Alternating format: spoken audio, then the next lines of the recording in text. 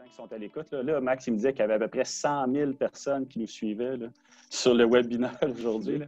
Secteur immobilier commercial, bien là, il y a plusieurs réflexions. Certains pensent que les gens, les entreprises vont peut-être prendre plus de pieds carrés pour respecter la distanciation. D'autres pensent que le télétravail va avoir un impact majeur, puis il va y avoir moins de pieds carrés qui vont influer.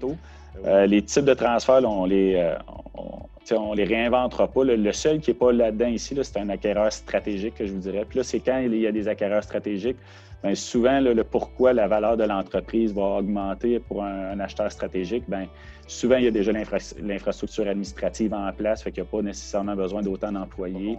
Vous devez d'abord vous faire confiance à vous-même si vous voulez partir un projet, parce que sinon, il n'y a pas personne qui va avoir confiance pour vous. Le cible de ça, c'est l'humain d'abord. Je sais qu'il y a beaucoup de jeunes entrepreneurs qui nous écoutent actuellement. Vous êtes en train de bâtir une...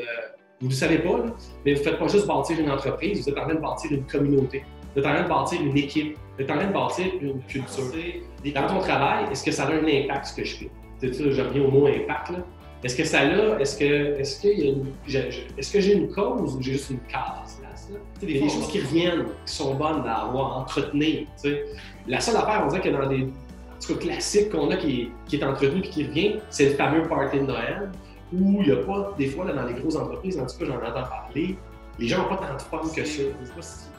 Tu peux faire une blague, tu peux faire des jokes, tu peux y aller, mais il faut toujours faire la blague en se disant, est-ce que je ris avec la personne ou je ris de la personne? Là, il y a une notion très différente. Si je ris avec, on va avoir du fun. Attitude. Alors moi, ce que j'ai fait, et on le voit déjà à l'écran, j'ai 7 thèmes que j'ai élaborés dans un volume que j'ai écrit. Alors, je vous les présente aujourd'hui. Alors, qu'est-ce que je veux faire dans la société? Qu'est-ce que je veux apporter dans la société? Quel talent je veux exploiter? Quelles idées est-ce que j'ai que j'aimerais faire connaître? Et ces éléments-là, reliés au développement personnel, portent. Pour moi, quand une entreprise va très bien, pour moi, ce n'est pas uniquement à cause de l'entrepreneur. Oui, l'entrepreneur travaille bien, oui, il a des talents, oui, il va faire en sorte que ça va fonctionner, il va donner tout ce qu'il faut. Mais la réussite d'une entreprise, c'est jamais à 100% grâce à l'entrepreneur. C'est à cause des produits, c'est à cause de la situation géographique, c'est à cause du fait qu'on est peut-être là au bon moment.